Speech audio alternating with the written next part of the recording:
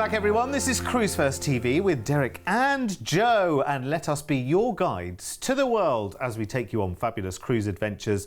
And boy, do we have an adventure for you in this show. You are going to have to buckle up for the next 15 minutes as we take you literally here, there and everywhere on an incredible grand tour of South America and the Caribbean. Wow, wow, wow. This is absolutely epic. Yeah. It's 75 nights. How many? Yes, take that in. 75 nights. 75. Cruising, no fly. I love that. Brilliant. From Southampton to literally the other side of the globe. Now, we are planning ahead on this deal, obviously, as it doesn't depart until January in 2026. And let us tell you right now that it pays to book early. Not only does it mean that you can secure your place on board from a low 10% deposit, but we can also offer you an early bird introductory discount that could literally save you thousands of pounds as a couple. But more on that a little bit later on. Are you excited? Yeah, super excited. Lovely. It's got all the ingredients of the perfect holiday written all over it so far. Not just all of that, but we will reward your early booking by giving you up to £1,500 in onboard spending money. Thank you very much. That's lots of treats around the world. Yes. Lovely. Thank you very much to P&O Cruises and to us, of course, here at Cruise1st. So let's kickstart this epic adventure. It starts, as we mentioned before, down in Southampton, 3rd of January in 2026, so just a little over 2 years away. What a way to start a brand new year as well. And we're going to be cruising on board the fabulous and adults only Aurora. Wow. Wonderful. She is well travelled. She absolutely is. And this is going to be your home away from home for a whopping, let's just work this out, 2.5 months. Sounds like it. Yeah, my goodness. And here's the beauty. I mean, she will feel like a home away from home.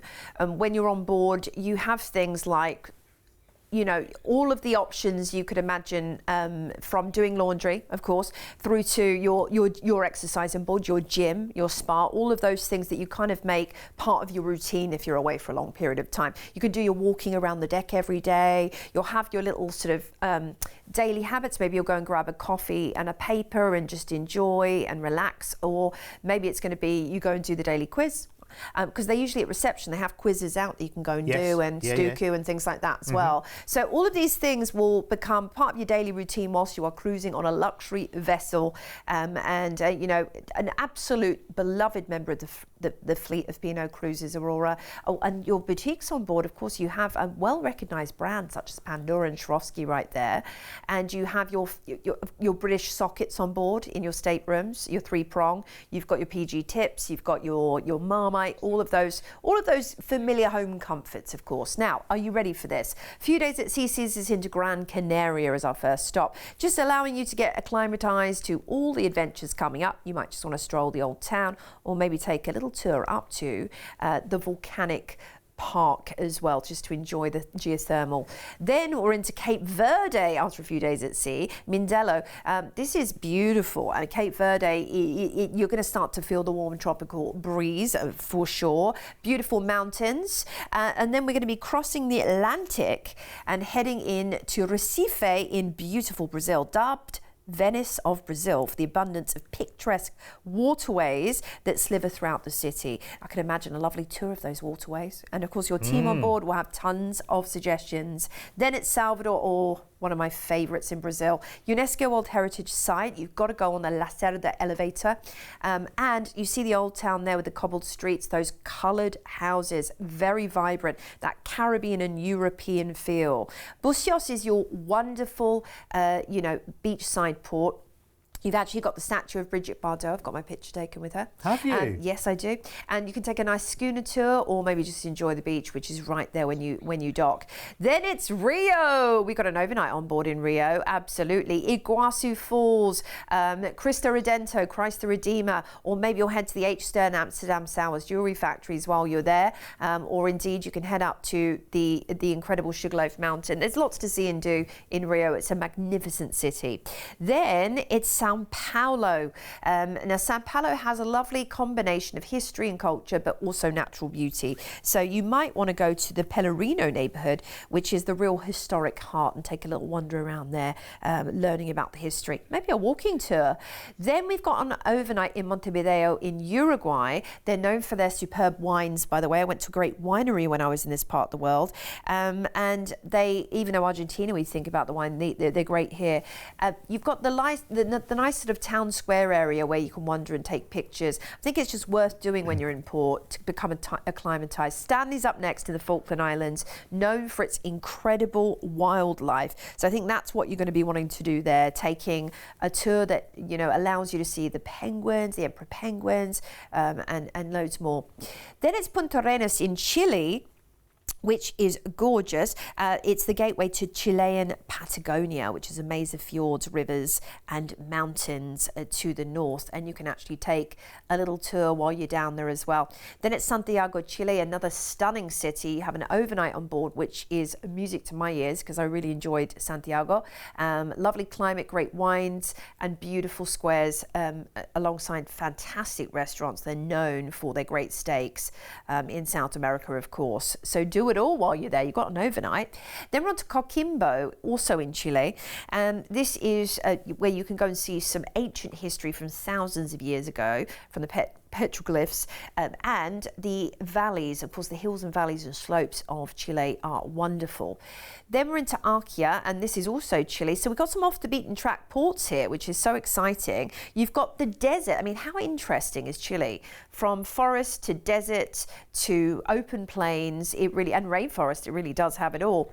Then we're in the port for Lima for an overnight. So we're in Lima, Peru, of course, with that incredible Aztec history, where you can see the Gold Museum, the Santo Domingo Monastery, or the Plaza Mayor. But I think your shore excursions team will have many more suggestions on what you might want to see. There's the Indian market there as well, and the Casa Aliaga.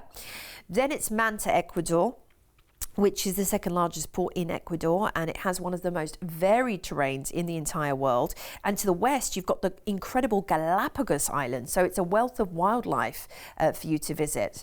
Panama City is up next, and this is a great little port for you to go and see the Gatun Locks or the Panama Canal Museum, which is super interesting, because guess what we're doing next? We're going through the canal for a full transit. That's right. Now, you'll be up early for this, trust me, because you have a seasoned guide that talks you through everything from like 5 in the morning, what's happening, what locks you're going through. It's interesting indeed. Then it's Cartagena, Colombia, which is one of the most interesting cities on your itinerary for sure. It's, you know, the famous old city there, which is filled with attractions, boutiques and restaurants. The walled city, gorgeous. Oranjestad, Aruba, I think you'll need a nice relaxing beach day after all of that exploring. Do you know what? I'm exhausted just listening. It's quite nice now to have a few stops in the Caribbean where you can just, I'll let you breathe for a second, Joe, as well, where you can just chill out, relax, breathe, and enjoy the fabulous surroundings of the Caribbean. You'll recognise all of these next few ports that we're going through because they are the absolute top hotspots of the Caribbean, and they all have something different to offer as well. Yeah. That's the great thing about the Caribbean, because obviously they are full of wonderful weather, wonderful beaches, and you can really enjoy and indulge in that side of things. But there's also wonderful adventures. You can see there in Barbados. You can go in one of those Atlantic submarines. Ooh, that's a fun lovely. one. Yeah, nice to do. It's relaxing. You don't have to, and this is the point, Derek. Like you said, you don't have to do too much. Although I would recommend the zip lining in St Lucia, because that's lots of fun through the jungle canopies. But they have great beaches, as does Antigua. It has 365 beaches, but Dickinson's Bay is numero uno. It is superb. Such a good beach. And you have the Red Cliff Quay right there at the port with a craft market, which is adorable and great for shopping.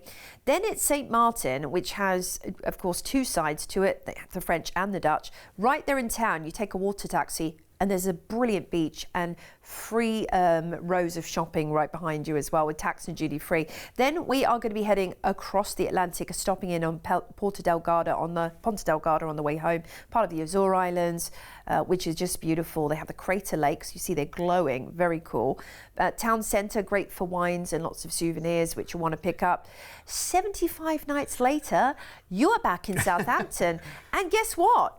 you're just strolling off the ship. So I'm thinking to myself, right, I'm bringing a big empty extra suitcase and I'm going to do some serious shopping while I'm over there. Oh gosh, I hadn't South thought America. about that. Yeah, no, you're I'm going right. to pick up some wooden carvings, some cases of wine. Yeah, because I can bring it all back. Yeah. Isn't that brilliant? Yeah, absolutely. Remember, yes, of course, brilliant opportunity. As long as you can get it in the cabin. Because remember, you need to live with it as well. So watch what the size of those things are. All the things I've seen people bring back. Oh, I can imagine. I can imagine. Someone bought a door back once. Really? Yes. I can imagine. Yes, there is room under the bed, Mr. P. You're quite right. I can imagine that some people, do bring those larger items that they see, in a market or a bazaar or a, kind of an antique shop somewhere that they think, could that go in the cabin? Well, let's have a go anyway. I can imagine, I can just see now people making 3 trips from the ship back, to collect their stuff before they've actually finished the cruise. But anyway, listen, that's an issue that's nice to have at the end of the cruise, isn't it? 75 nights later, you are back here in good old Blighty in Southampton. Now, we do have, as we said, a low deposit on this one. The deposits start from as little as 10% of the price tag. What do you imagine the price tag to be, by the way? Given the itinerary that we've just seen and all the destinations that we're going to, what are you thinking? Because I'm going to blow whatever you're thinking out of the water, pardon the pun. Because look,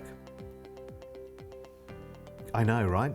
6,369. Considered sum of money, but then you consider how long this cruise is. You're talking 2.5 months worth of cruise, getting you down to South America through the Panama Canal onto the Caribbean as well, all to and from Southampton. So your deposit on that one starts from as little as £639.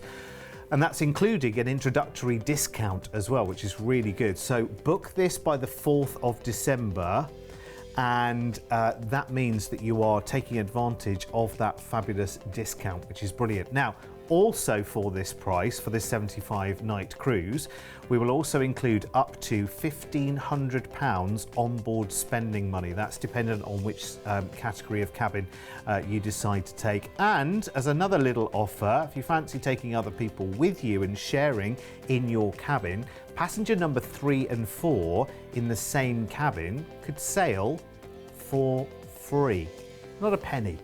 How amazing would that be? So actually you could get together with some other people, divide the price then down into 4 and work it out between you, couldn't you? Amazing. It's an adults only ship, of course, and here are your upgrade prices. So if you want to go from your inside up to your ocean view or balcony, there it is. Listen, you'll have questions, I'm sure. This is not one that I'd say jump on the website and book straight away. This would be one to have a good conversation with your other half and maybe members of the family, people you like to go away with on holiday maybe. You might want to suggest this show to somebody else who's been looking for a bit of a deal like this as well. Then, of course, pass on the details. Always send more people to us to come and watch. Everyone can watch, even if they don't have Sky. Remember, we're also live on YouTube as well, 24 hours a day, 7 days a week on our YouTube channel as well. Wowzers. What an incredible offer. I know, and right? What a price. It's going to take some taking in. That should be over 10,000. How we got it Easy. so low for you? Well, think about Magic. it. It is food for thought, but what an adventure is on offer for this. Absolutely. Stay where you are. There's more on the way.